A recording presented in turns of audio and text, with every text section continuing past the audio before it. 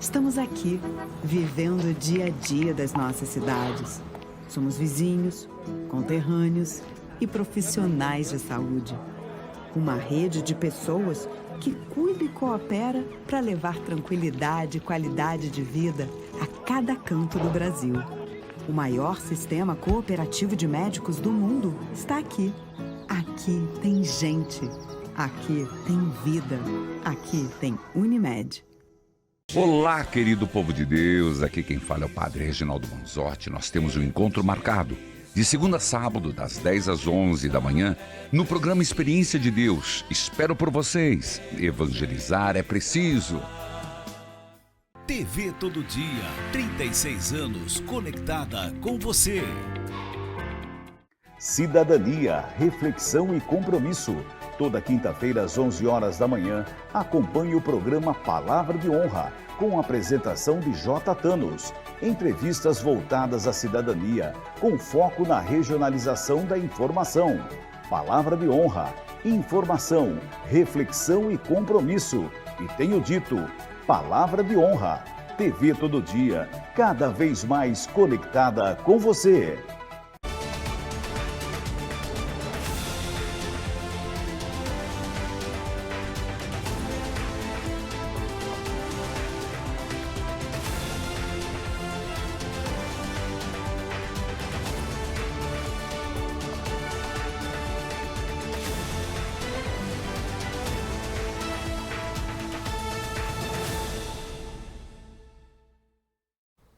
Olá, muito boa noite para você que acompanha a segunda edição do Jornal Todo Dia neste feriadão de Corpus Christi, hoje quinta-feira, dia 4 de junho, muitos fiéis nas ruas, né? A gente vai trazer em uma das cidades da região como foi a movimentação, os tradicionais tapetes. Você de Americana e região também, descansando depois da festa do Peão de Americana, nossa equipe esteve lá. Também vamos trazer uma reportagem especial para você acompanhar como que foi a abertura alusiva, né, aos 40 anos, então, do tradicional evento aqui da nossa região. E também traz gente de todo o Brasil, né? Os hotéis de Americana lotados aí, com o público que veio prestigiar. Amanhã tem mais festa do Peão e também durante todo o final de semana. E olha, uma dividida, hein? Ontem, a Prefeitura de Americana soltou um release, que a gente chama, né? Um informativo para a imprensa, falando da intenção de trazer um campus da Unesp, né? A Universidade Estadual Paulista, aqui para a cidade então, de Americana. E o Eduardo Suplicy foi mais longe. Ele falou que a Americana poderia ganhar um campus, uma unidade então, né, da universidade. E o Eduardo Suplicy, atual deputado estadual pelo PT, foram desmentidos pela Unesp. A gente vai trazer com exclusividade essa informação para você. São 18 horas mais 2 minutinhos, o seu relógio da TV Todo Dia. Tudo isso e muito mais, fique por aí. O segunda edição só está começando.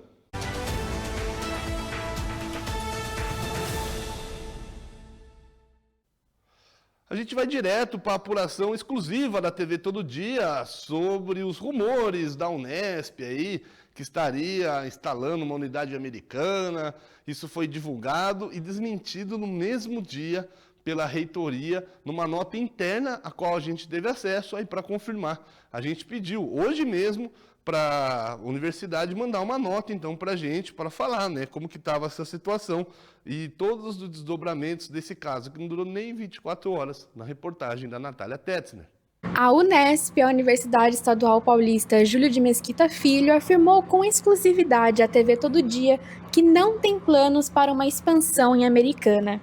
O posicionamento veio após a repercussão de uma reunião realizada na quarta-feira em São Paulo entre representantes de Americana, o deputado estadual do PT Eduardo Suplicy e a reitora Maísa Furlan. Representantes do município e de Suplicy divulgaram nas redes sociais uma possível articulação para um campus na cidade.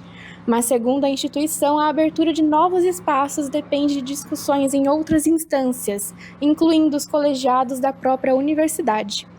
Durante o encontro, foram apresentadas áreas consideradas aptas para receber um eventual campus, com acesso às rodovias Luiz de Queiroz, a SP-304, e a Anhanguera, a SP-330.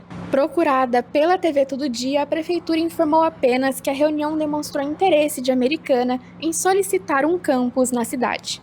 A Unesp também destacou que recebe regularmente parlamentares e gestores públicos de diferentes correntes políticas, como parte do diálogo institucional com a sociedade. Somado às barreiras institucionais de expansão, o momento atual da universidade é delicado devido a uma greve por parte de alunos, servidores técnicos administrativos e professores.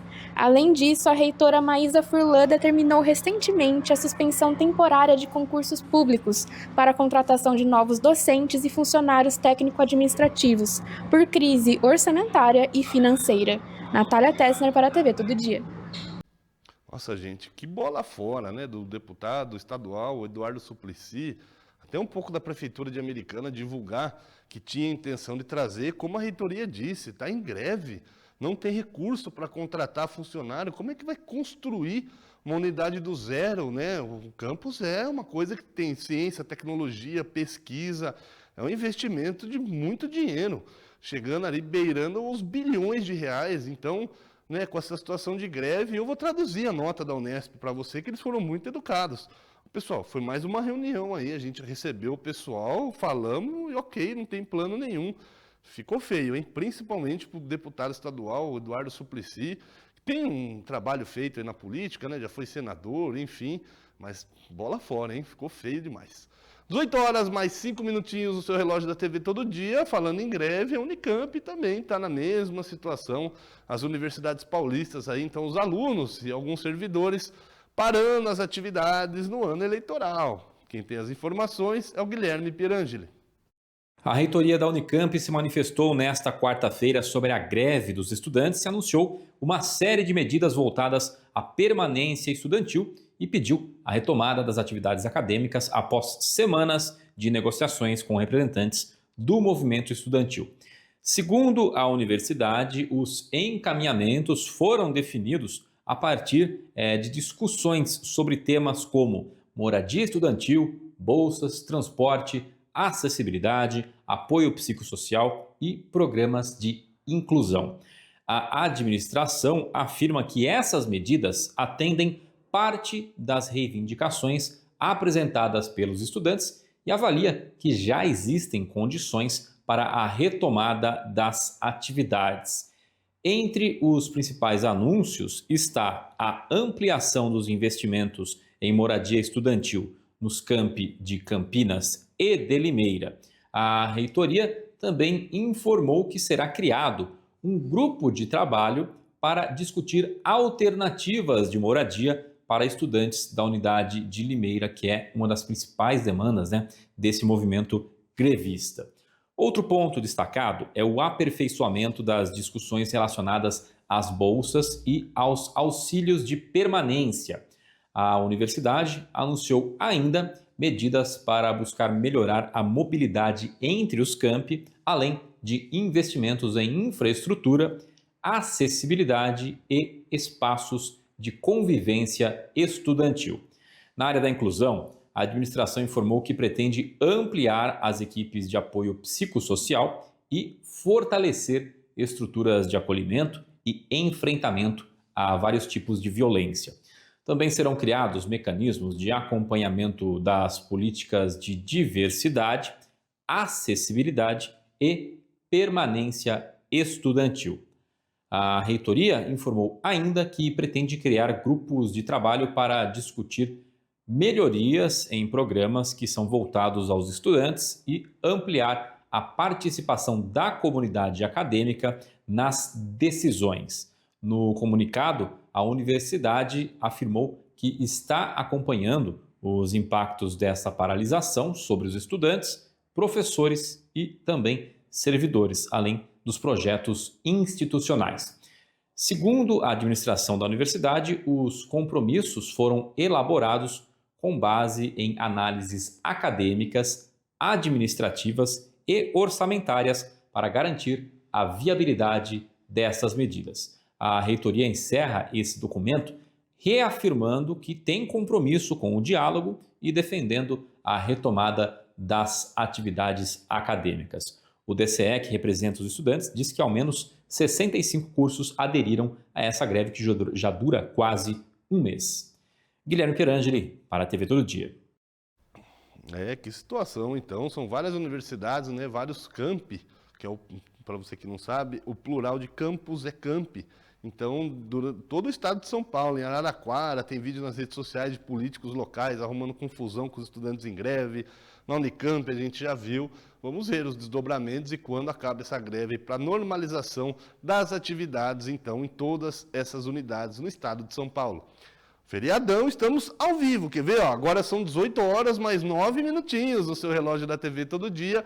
Vamos seguir falando de educação e também gestão estadual, mas saímos das universidades, vamos falar de ensino técnico. A FATEC, por exemplo, em Hortolândia, já tem uma área para a sua construção. Os detalhes com ele, Wagner Salustiano. A Câmara Municipal de Hortolândia aprovou na sessão desta semana o projeto de lei do prefeito Zezé Gomes, que doa uma área municipal de 10.200 metros quadrados na Avenida Olívio Francischini para a implantação de uma unidade da FATEC, a Faculdade de Tecnologia do Estado de São Paulo. Uma vez sancionada pelo prefeito, a lei doa a área diretamente para o Centro Estadual de Educação Tecnológica Paula Souza, responsável pelas FATECs paulistas. O terreno público fica ao lado do prédio da atual ETEC, a Escola Técnica Estadual, na região do Remanso Campineiro. Segundo a Prefeitura, o projeto busca ampliar o acesso ao ensino superior tecnológico gratuito e de qualidade, contribuindo para a qualificação profissional da população da cidade, o fortalecimento do desenvolvimento econômico da região e a ampliação das oportunidades educacionais. Por segurança, a lei de doação traz as chamadas cláusulas de reversão, garantindo que o imóvel retorne ao patrimônio municipal caso a finalidade educacional não seja cumprida. Para a Câmara Municipal, a proposta representa um passo decisivo para concretizar uma antiga demanda da população hortolandense, a de ampliar ainda mais a oferta de ensino público gratuito, profissionalizante e de qualidade na cidade. Os estudos para a implantação da faculdade pública tiveram início no começo do ano e envolveram reuniões técnicas da Prefeitura com o Centro Paula Souza, visitas institucionais e articulações entre a gestão municipal e o governo do estado de São Paulo.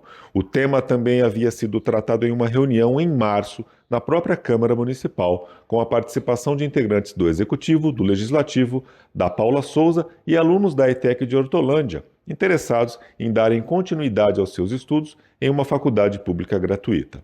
Estiveram presentes na ocasião o prefeito, o deputado estadual Dirceu Dalben, o presidente do Centro Paula Souza, Clóvis Dias, e o coordenador-geral da Unidade Regional de Ensino de Sumaré, Paulo Pereira da Silva, entre outros gestores. Na época, o presidente do Centro Paula Souza não definiu um prazo para a implantação da FATEC no município.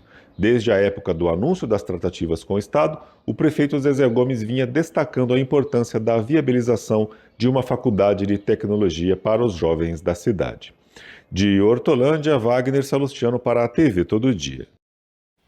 Legal, então, tomara que dê tudo certo. É sempre importante o polo educacional nas cidades, principalmente aqui na nossa região, traz desenvolvimento educacional, desenvolvimento econômico e forma bons profissionais que no final, na ponta, vão atender a você, nas diferentes instituições privadas e públicas. Olha, o Instituto Trata Brasil é uma referência em análise de saneamento e gestão pública referente a esse setor, um dos mais importantes, né, infelizmente, no Brasil. Principalmente em outros estados, tem lugar que nem saneamento básico tem. Você imagina viver com esgoto a céu aberto, enfim. E você sabe, olha, em duas cidades, Americana e Piracicaba, toda a campanha eleitoral para prefeito e vereador sempre vem a questão dos desperdícios de água. Por quê? Porque vai lá, capta água, trata água. Antes dela chegar na sua casa, às vezes a perda é de 50%. Foi muito discutido na eleição de Piracicaba. É um dos motivos que a Prefeitura de Americana está tentando colocar o DAE, né, o Departamento de Água e Esgoto, no Universaliza SP, também para evitar esses desperdícios, essa perda d'água. Mas a Natália Tetzner vai trazer um balanço recente, publicado nesta semana pelo Instituto Brasil, sobre as cidades que então fazem bem esse trabalho de evitar o desperdício, né, de menos perdas d'água, e tem duas cidades na nossa região. Descubra quais na reportagem. Campinas e Limeira são exemplos regionais no combate ao desperdício de água. É o que aponta o Estudo de Perdas de Água 2026, divulgado pelo ITB, o Instituto Trata Brasil, na quarta-feira. O levantamento analisou os 100 municípios mais populosos do país, utilizando dados do CINISA, o Sistema Nacional de Informações em Saneamento Básico, com o ano base de 2024. O documento acende um alerta preocupante para o cenário hídrico nacional. O Brasil desperdiça 39,53% de sua água tratada antes mesmo que ela chegue às torneiras.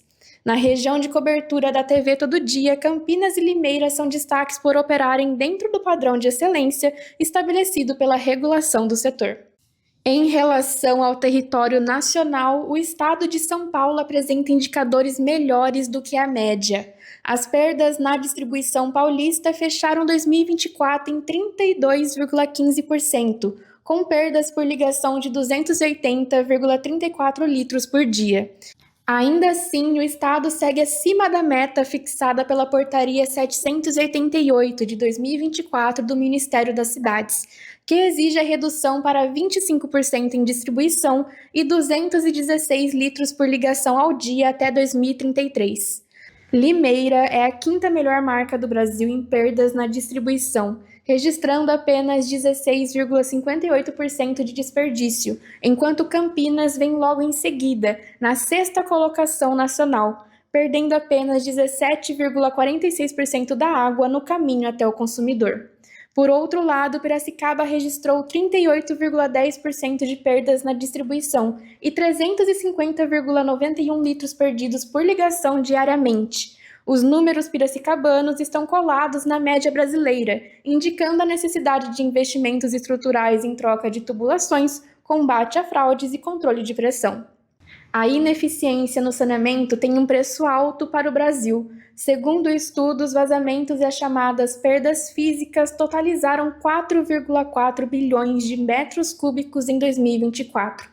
Na prática, isso equivale a 4.800 piscinas olímpicas de água tratada jogadas fora todos os dias, um volume que seria capaz de abastecer 77 milhões de pessoas por um ano inteiro. Do ponto de vista financeiro, estima-se que alcançar a meta realista de 25% de perdas no país geraria um benefício bruto de 47,3 bilhões de reais até 2033. Natália Tetzner para a TV Todo Dia. Importante levantamento. Se você quer rever essa e outras matérias, vem aqui, ó, nosso QR Code que o nosso Ale Araújo já deixou na tela para você. Você pode acessar, sabe como? Pega o seu celular, abre o aplicativo da câmera e aponta ela para o QR Code. E aí você vai ter acesso, por exemplo, ao tododia.com.br, o nosso portal de notícias que mais cresce na região. Nem precisa acessar outro, viu? Cobre 10 cidades, completinho para você. E nele você tem tanto a matéria em texto quanto o vídeo, que é exibido aqui na nossa edição do Telejornal. E aí você revê, compartilha com os amigos, porque, olha, é um dado importante. Quase 40% da água tratada no Brasil é desperdiçada, é dinheiro público, é também prejudicial ao meio ambiente. Falando em meio ambiente, amanhã, 5 de junho, é o Dia Mundial do Meio Ambiente e as movimentações por Piracicaba já começaram, como mostra o nosso correspondente no município, o Paulo Eduardo Carlim. Uma série de atividades de conscientização ambiental, educação e sustentabilidade marcam a comemoração nesta sexta-feira do Dia Mundial do Meio Ambiente em Piracicaba. Parte da Cimapira, as Semanas Integradas de Meio Ambiente, a programação reúne ações do poder público, universidades, entidades ambientais e organizações da sociedade civil, entre as quais o Imaflora, o Grupo Multidisciplinar de Educação Ambiental, o Condema e a Fundação Florestal. Um dos destaques é a entrega da revitalização do Jardim Sensorial da Avistar, Associação de Atendimento a Pessoas com Deficiência Visual de Piracicaba. Adaptado para proporcionar experiências por meio do tato, do olfato e da audição, o espaço reforça a importância da inclusão e da educação ambiental acessível a todos os públicos. Com ênfase para o Rio Piracicaba, o SEMAI promove ações de conscientização sobre preservação dos recursos naturais e o uso responsável da água. Escolas e grupos organizados participam de visitas monitoradas, oficinas e atividades educativas voltadas à proteção do meio ambiente. O Sesc Piracicaba desenvolve atividades ligadas ao Festival Florestar, debates, oficinas e reflexões sobre a conservação das florestas e da biodiversidade. A Exalc, referência nacional em ensino e pesquisa na área ambiental, também participa das ações integradas que se estendem ao longo de todo este mês de junho. Mais do que meramente uma data comemorativa, o Dia Mundial do Meio Ambiente serve como um convite à reflexão sobre os desafios ambientais da atualidade.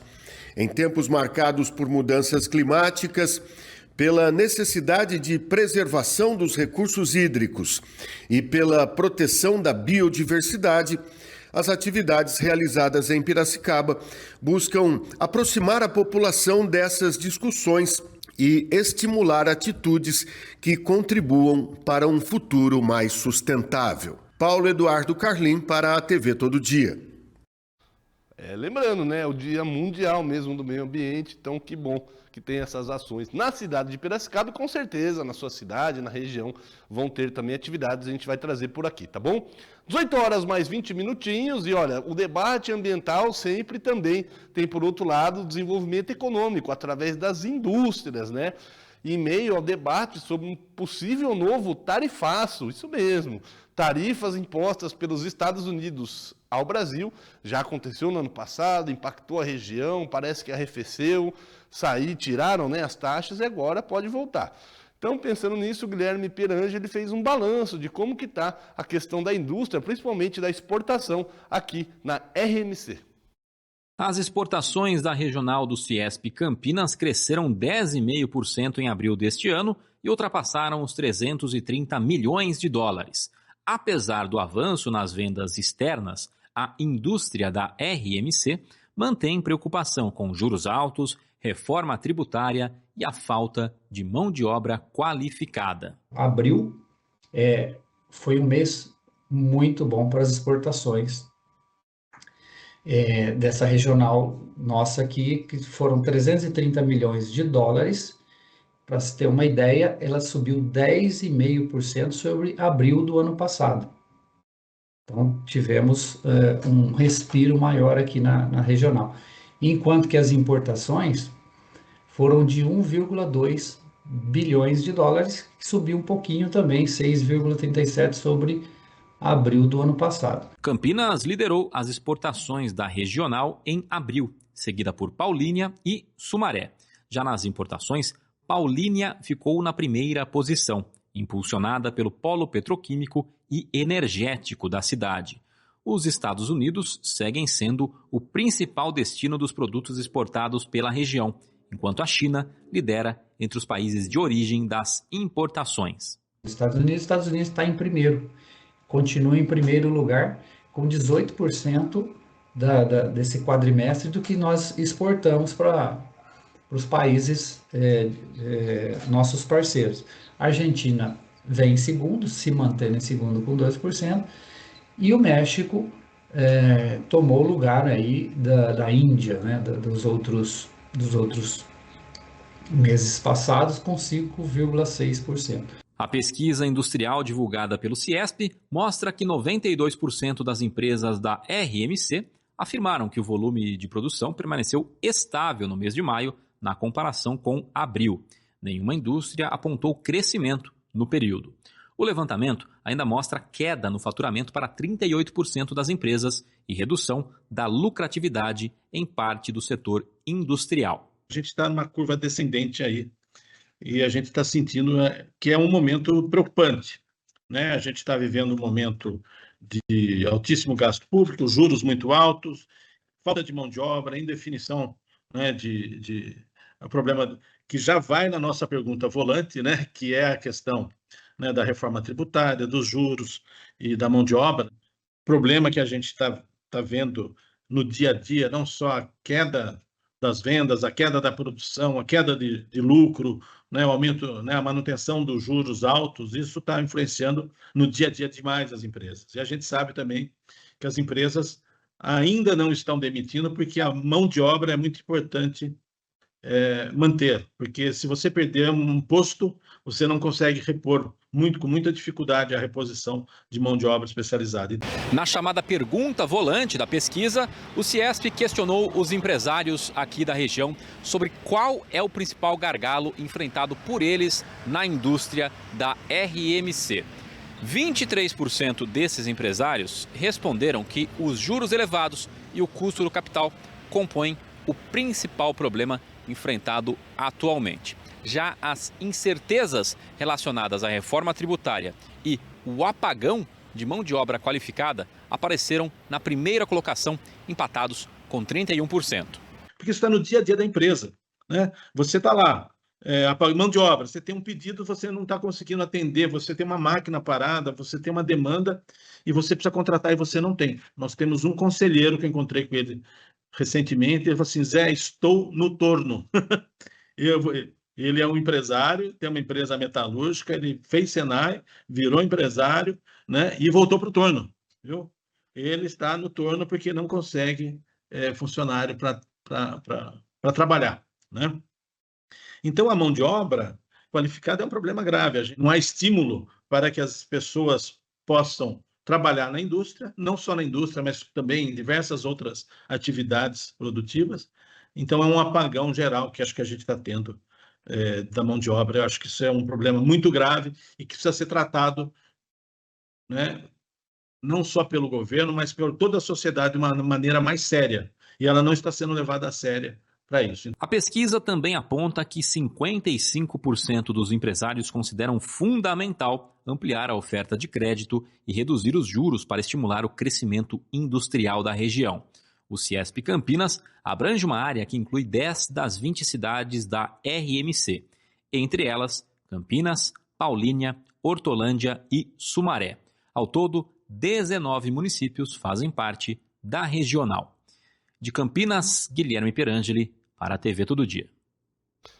18 horas mais 26 minutinhos, a gente vai preparar a nossa viatura, vai lá para trazer as informações das ocorrências policiais de acidente para você que aconteceram entre hoje também a madrugada, enfim, porque feriado aí, infelizmente é agitado nessa parte de ocorrência, as polícias aí, os bombeiros também trabalhando bastante. Então fique por aí. Os principais destaques policiais de ocorrências no próximo bloco.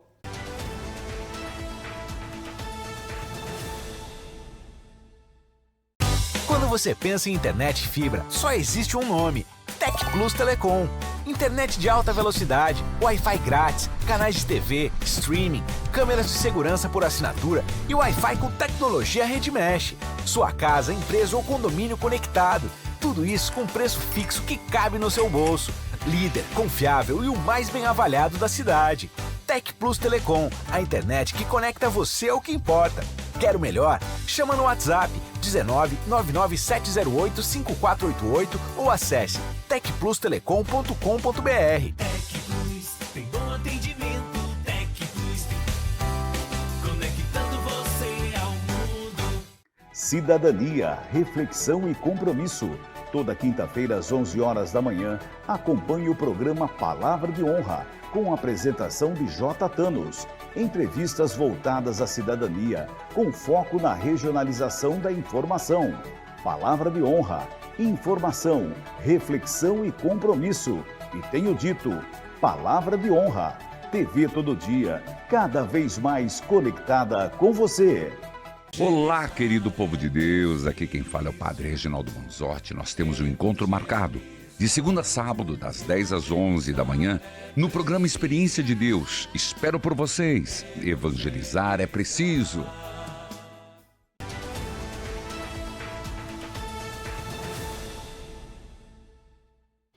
Estamos de volta aqui ao vivo, hein? Na segunda edição do Jornal Todo Dia, neste feriadão de Corpus Christi, hoje, quinta-feira, dia 4 de junho. Que bom estar na sua companhia, você e sua família ficando bem atualizados aí sobre tudo o que acontece, não só na sua cidade, mas também na nossa região.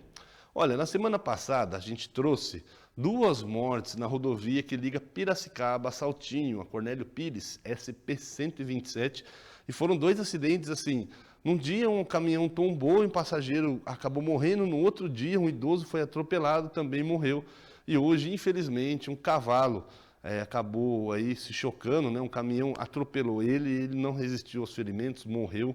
Foi agora à tarde, tá? Agora há pouco. E a Natália Tessner já tem as informações para trazer para você. Um cavalo morreu após ser atingido por um caminhão na rodovia Cornélio Pires, a SP-127, trecho que liga os municípios de Piracicaba e Saltinho. De acordo com o relato do ocorrido, o animal atravessava a pista na tarde de quinta-feira, quando foi surpreendido pelo veículo de carga. Informações colhidas no local indicam que, ao avistar o cavalo na via, o motorista do caminhão ainda tentou realizar uma manobra de frenagem para evitar o contato. Porém, devido à proximidade e ao porte do animal, não foi possível impedir o impacto.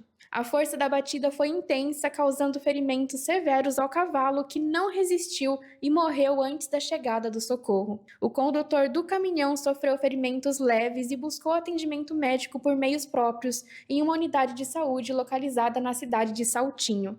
Para atender a ocorrência, equipes da Polícia Militar Rodoviária e da concessionária responsável pela administração do trecho foram mobilizadas. Os agentes trabalharam na sinalização da via para evitar novos incidentes e realizar os procedimentos necessários para a remoção do animal da pista.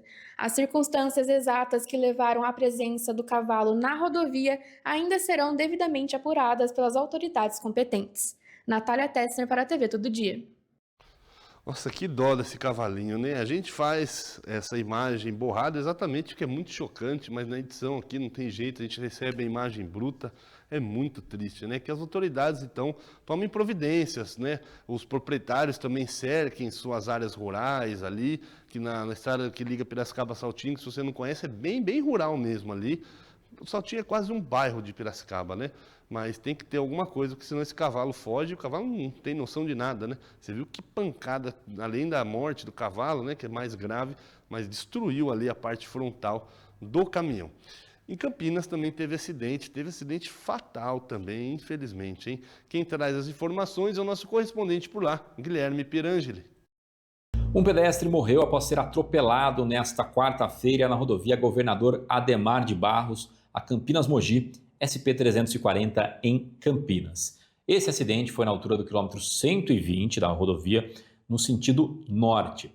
De acordo com informações do Centro de Controle Multimodal da Artesp, um Hyundai HB20 e um Ford Fiesta seguiam pela faixa da esquerda da rodovia quando um pedestre tentou atravessar a pista e acabou sendo atingido pelo HB20. Na sequência, o motorista do Fiesta, que vinha logo atrás, ele não conseguiu frear e bateu na traseira do Hyundai. Com o impacto, o Fiesta parou no canteiro central e o HB20 foi lançado e ficou imobilizado no acostamento. A vítima foi socorrida em estado grave, chegou a ser encaminhada a um hospital da região, mas infelizmente não resistiu aos ferimentos e teve a morte confirmada por volta das 10 para as 9 da noite. Os 5 ocupantes desses 2 carros envolvidos, eles não ficaram feridos. A faixa da esquerda precisou ser interditada durante o atendimento dessa ocorrência. Equipes de resgate da concessionária Renovias, que administra o trecho, e também da perícia técnica estiveram no local. Apesar da gravidade do acidente, não houve registro de congestionamento. Horas antes, teve um outro acidente também registrado em Campinas, só que na rodovia dos Bandeirantes. Foi um engavetamento envolvendo 5 veículos que deixou um motociclista ferido. Esse acidente foi na altura do quilômetro 93, na pista sentido capital. De acordo com a concessionária Autoban, uma caminhonete atingiu a traseira de um carro em meio à lentidão ali no trânsito, provocando uma sequência de outras colisões, de outras batidas. Durante a ocorrência, um motociclista acabou perdendo o controle e tombou sobre a pista. A motocicleta acabou sendo atingida depois, por uma carreta que vinha logo atrás. O condutor da moto sofreu ferimentos moderados e recebeu atendimento das equipes de resgate que atuaram nessa ocorrência. Os demais envolvidos saíram ilesos, ninguém mais se feriu. O acidente provocou congestionamento na rodovia de aproximadamente 6 quilômetros até a liberação das pistas e remoção dos veículos. De Campinas, Guilherme Pierangeli para a TV Todo Dia. Que triste, né? Força a família, então, nesse momento difícil. 18 horas mais 34 minutinhos, estamos ao vivo e agora é a hora da Cristiane Azanha trazer um levantamento para você de como que está a criminalidade na nossa região, que tipo de crime aumentou, que tipo de crime baixou, quais cidades têm mais incidência, então, né, de assaltantes, de criminosos em geral. Então confira com bastante atenção o balanço completo na reportagem especial. As ruas da região de Campinas parecem gradativamente mais vigiadas. O reflexo disso está nas estatísticas oficiais do primeiro quadrimestre de 2026. Segundo a SSP, Secretaria de Segurança Pública, em comparação ao mesmo período do ano passado, a criminalidade que as pessoas enxergam, aquela que acontece a caminho do trabalho ou na volta para casa, está em queda. São os chamados roubos outros. Eles recuaram 25% na somatória regional. Quando o alvo é sobre rodas, o recuo é ainda mais expressivo. Menos 23% nos roubos de veículo, além de uma queda de 11% nos furtos em geral e 15% nos furtos de veículo. Em algumas cidades, o roubo de carros desabou. Nova Odessa lidera o ranking nesse indicador com a redução de 75%. Piracicaba reduziu em 68% e Limeira teve forte redução de 56%. Até mesmo Campinas, que é a maior cidade urbana aqui da região, viu os roubos em geral caírem 28%, com quedas também em roubos de veículos, furtos e furtos de carro. Cidades vizinhas mantiveram a mesma trajetória. Sumaré apresentou redução em praticamente todos os indicadores patrimoniais, com queda de 22% nos roubos outros e de veículos.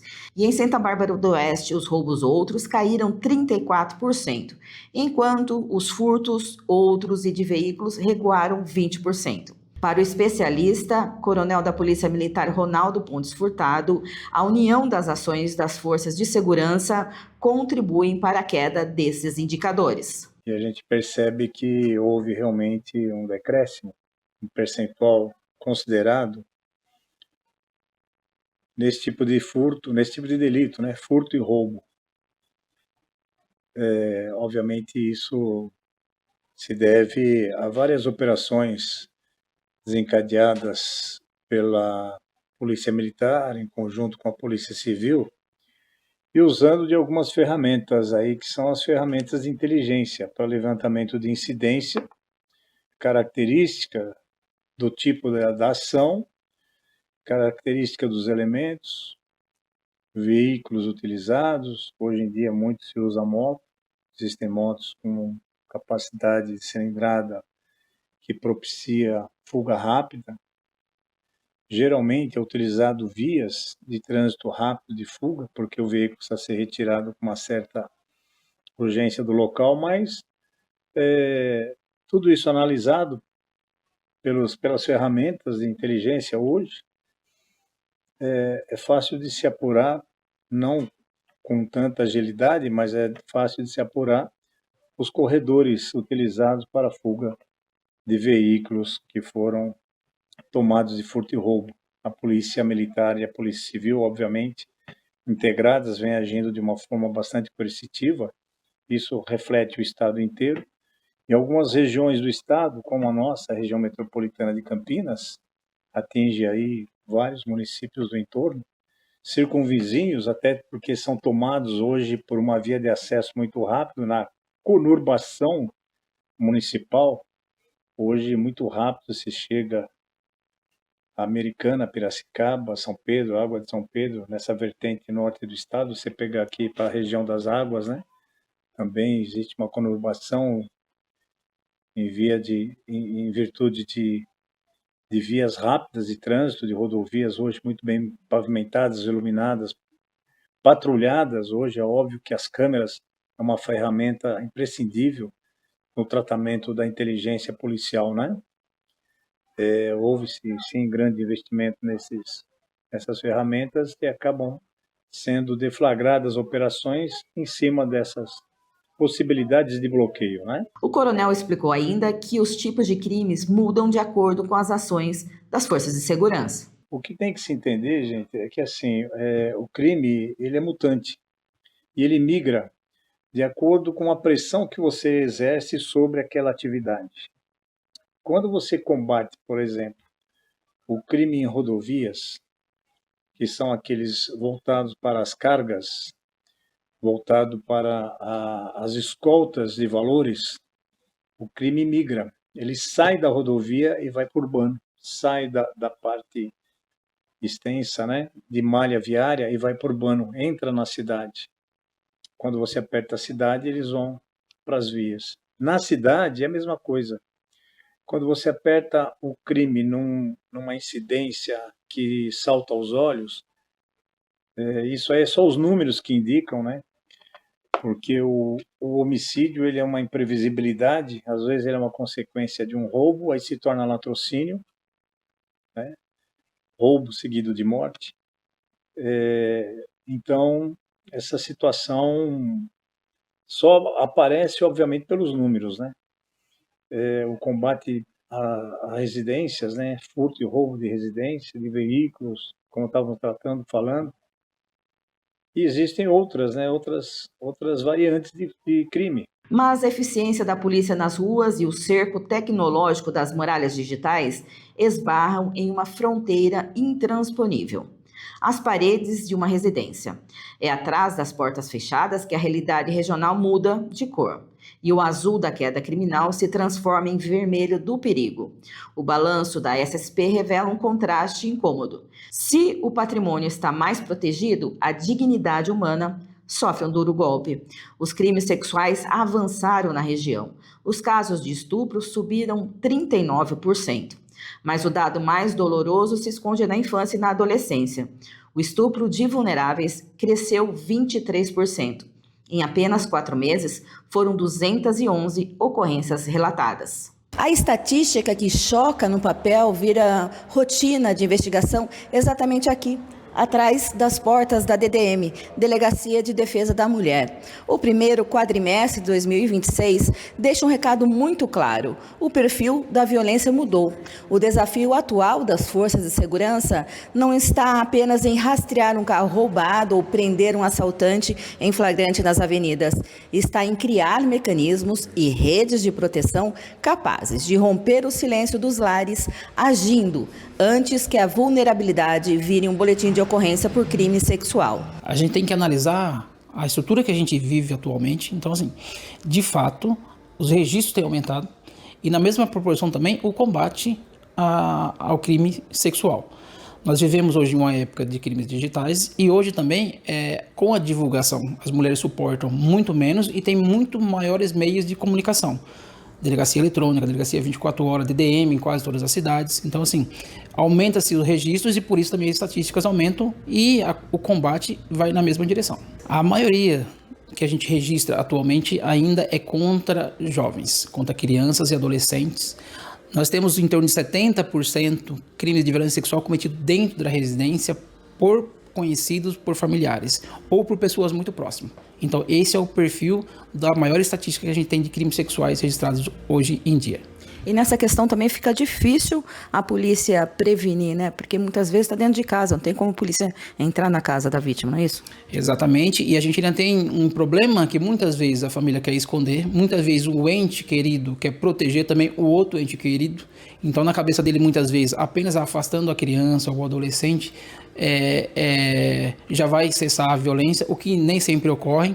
O que é importante mencionar, que aqueles que não comunicam crimes de tão gravidade e não tomam providência, por ser aquele responsável pela segurança do menor, ele também incorre no mesmo crime. Então, quando chegar ao conhecimento do Estado, a pessoa que não denunciou também vai responder pelo crime de idêntica natureza. Os dados provam que as cidades aprenderam a defender seus bens materiais. O desafio urgente de 2026 agora é proteger a vida e a dignidade humana dentro de casa. Cristiane Azanha para a TV Todo Dia. Vamos ao intervalo. Na volta, previsão do tempo, Corpus Christi e a festa do peão de Americana.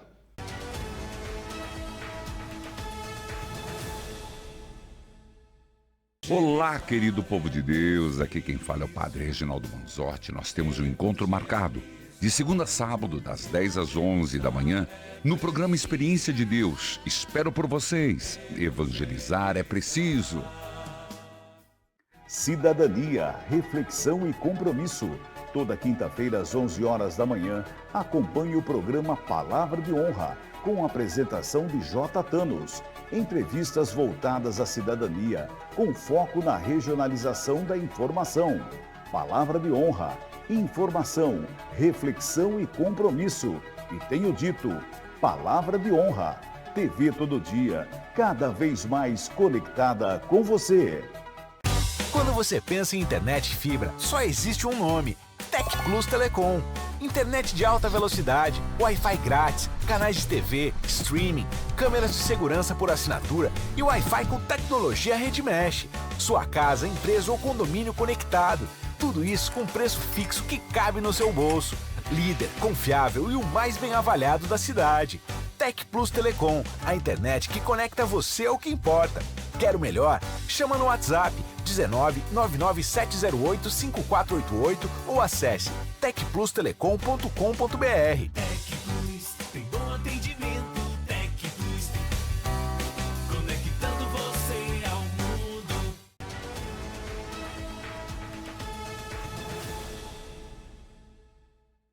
Estamos de volta e o melhor, na sua companhia ao vivo, aqui neste feriado de Corpus Christi. Faltam uns 15 minutinhos para as 7 da noite, hora de a gente ver como é que fica o tempo no final de semana.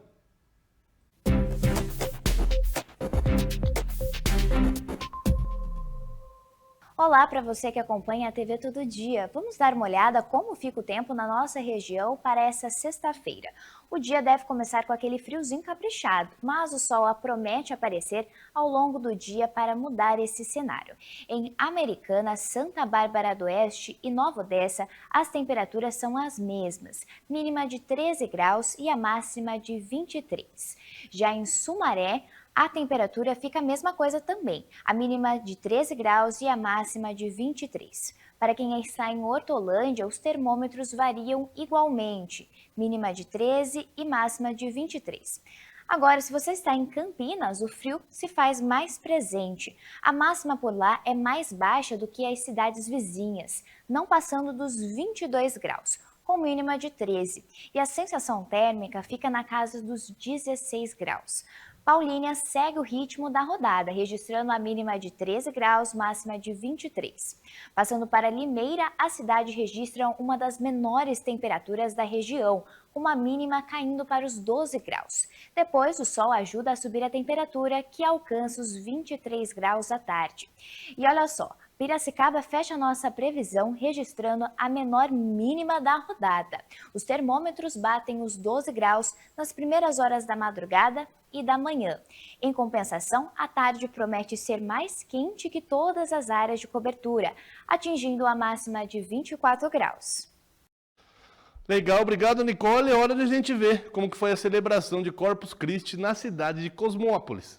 Algumas cidades mantêm a tradição da confecção do tapete de Corpus Christi. Aqui em Cosmópolis, a paróquia São Benedito, localizada no bairro Beto Hispana, mantém a tradição há mais de 10 anos. A confecção iniciou ainda na noite desta quarta-feira e finalizou na madrugada desta quinta-feira. A TV Todo Dia esteve aqui acompanhando para mostrar um pouco dessa fé e dessa tradição que ainda habita em Cosmópolis. Enquanto em muitas cidades a tradição dos tapetes de Corpus Christi vem perdendo a força com o passar dos anos, em Cosmópolis a fé continua mobilizando gerações.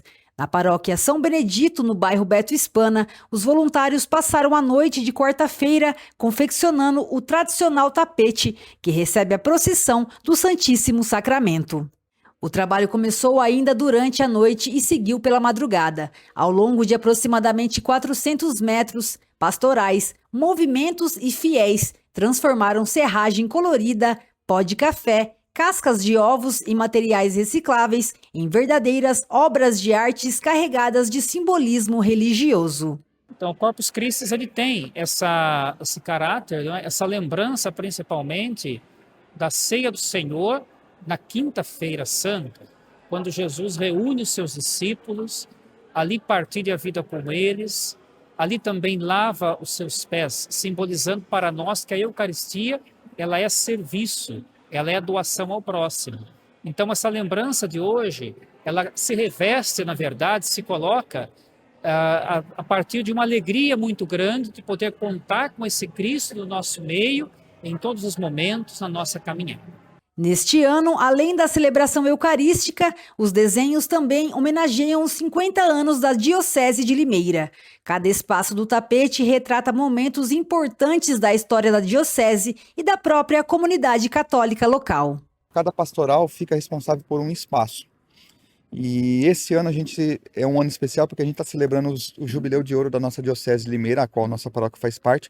Então, vai contar a história da Diocese de Limeira. Vai começar desde o início, quando foi fundada, os bispos que já passaram pela Diocese, o ano que a nossa paróquia se introduziu na Diocese, até chegar aqui no último espaço que conta o Jubileu de Ouro, que vai ser comemorado esse mês de junho, que é os 50 anos da Diocese. A tradição existe há mais de uma década na paróquia São Benedito e depende do envolvimento de dezenas de voluntários. Enquanto alguns trabalham na montagem dos desenhos, outros ajudam na cozinha e na organização da estrutura que recebe os participantes. O tapete ele mostra um pouco toda a organização da comunidade ou das comunidades, mostra um pouco também essa unidade das pessoas. É um motivo, sem dúvida, de grande alegria, não é? Para a gente partilhar um pouquinho a vida com as pessoas.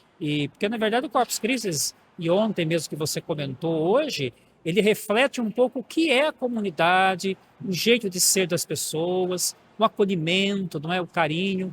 Então, com certeza, me sinto bem, e não só no aspecto pessoal, mas também a gente percebe que na comunidade há esse desejo em conviver com as pessoas, o encontro. O processo de preparação começa muito antes da montagem.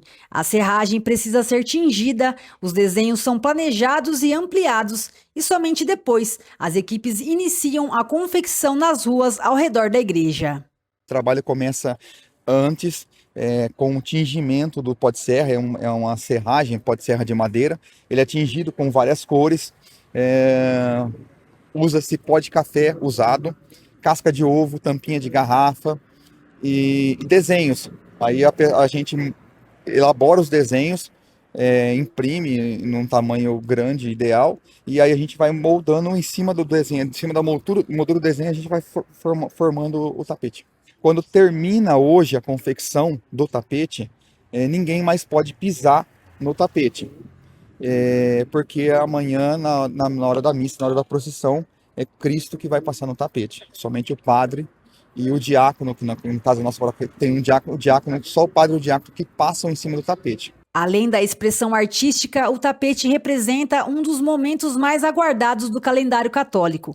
A celebração reúne crianças, jovens, adultos e idosos em torno de uma tradição que atravessa gerações. Meu sentimento é um sentimento de alegria, um sentimento de união, de poder partilhar tanto o momento da confecção, como partilhar também, que eu falei para você, o café ali com todos os irmãos, e ver que a cada ano que passa, essa tradição, pelo menos aqui na nossa paróquia, cada ano que passa, essa tradição não tá se acabando, ou o contrário, ela está aumentando.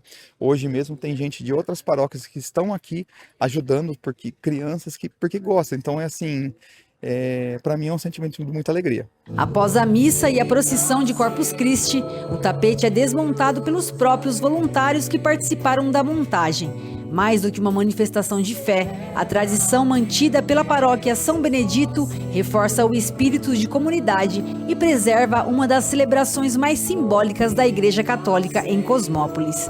Tayla Nogueira, para a TV Todo Dia.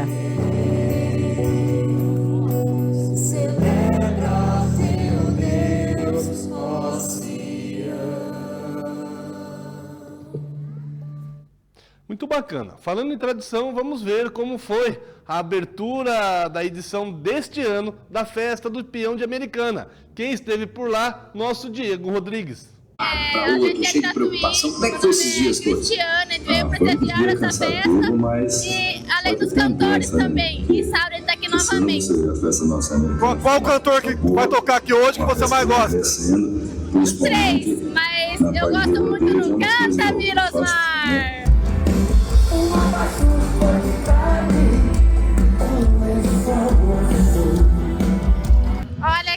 Hoje é a minha terceira vez e eu gosto muito do rodeio. A minha é a segunda vez e eu também gosto bastante daqui. Hoje tem Panda, Zezé de Camargo Rústico e Chitãozinho e Chororó. Qual que vocês mais... desses aí, qual que você mais gosta? Eu sou muito fã de Zezé. Adoro o Zezé também. Sozinho o coração reclama dentro do meu peito. A espera finalmente chegou ao fim para os apaixonados pelo universo sertanejo. Teve início a tradicional Festa do Peão de Americana, que em 2026 dá início às comemorações históricas de seus 40 anos. Os portões do Parque de Eventos, CCA, já estão abertos para receber milhares de visitantes. Nos próximos dias, o público vai acompanhar o melhor das montarias em touros e cavalos, além de uma programação musical de tirar o fôlego.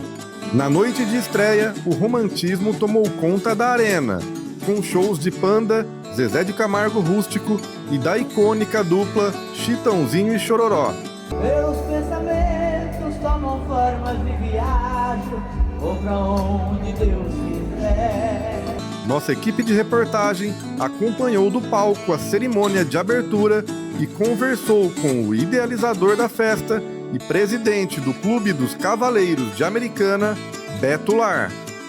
Olha, estamos trazendo 2 shows que é nossa das antigas, né? O Chitão e o Zezé Rústico. E o Panda, uma novidade que vai agradar os jovens na madrugada. Isso daí é a festa, é buscando alternativas, fazendo o gosto do público e esperamos que nessas 7 noites aí nós consigamos, né, fazer uma grande festa para a Americana e para o Brasil e para o mundo. Para finalizar, depois de tantos anos na abertura, dá um friozinho na barriga ainda? Como que é? Sempre, sempre. Quem chega ao recinto da Festa do Peão neste ano vai notar logo de cara uma transformação monumental. Para marcar as 4 décadas de tradição, a organização preparou uma estrutura totalmente inédita. A grande novidade é o novo palco fixo de alvenaria, que conta com 25 metros de altura e 3 andares. O investimento promete elevar o nível das apresentações tecnológicas e garantir ainda mais visibilidade e conforto para quem acompanha os shows da pista ou dos camarotes. A rainha e as princesas da festa falam sobre a felicidade de representar a cidade em um evento tão importante. E assim, eu tô muito feliz em representar a minha cidade, ser a cara da festa, é o orgulho e a tradição da Festa do Peão. Eu tô muito feliz, muito orgulhosa, muito honrada. Estar aqui é a realização de um sonho e eu tenho certeza que a noite hoje vai ser incrível. É uma honra e estou muito feliz por poder fazer parte dessa festa tão linda. É a realização de um sonho. Hoje vai ser muito show, só sucessos, muita animação e alegria. Os 3 shows vão ser incríveis, mas eu tô bem ansiosa para ver o Zezé de Camargo Rústico. Legal. Os 3 vão ser muito bons, mais o Panda. Mas não é só de música que vive o rodeio de Americana. O coração da festa bate forte mesmo dentro da arena, com o início das competições esportivas. O público vai vibrar com a velocidade das mulheres na tradicional prova dos 3 tambores e com toda a técnica das montarias em cavalos. A promessa é de disputas eletrizantes e muita adrenalina a cada segundo. Berranteira Mirim, a pequena Lívia viveu pela primeira vez, aos 10 anos de idade, a emoção de tocar seu berrante na arena da festa. Eu vou tocar berrante. Eu estou aqui com o convite do Jorge Moisés. Tem que ter fôlego para tocar? É jeito. É jeito. Você põe, aí você vai o canto direto.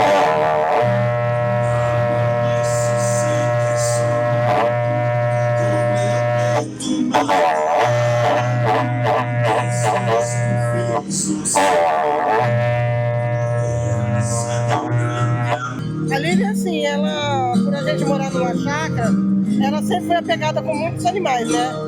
E por ela ser fãzada da Ana Castela, ela me pediu um berrante de presente de aniversário. No começo eu achei que não ia virar nada, né? Comprei um simples, mas foi lanchando, aí teve um evento que ela tocou, e teve um anjo, o Antônio Berrateiro, aqui de Santa Bárbara, ele falou pra mim, essa menina tem talento, ela só precisa de um berrante de verdade.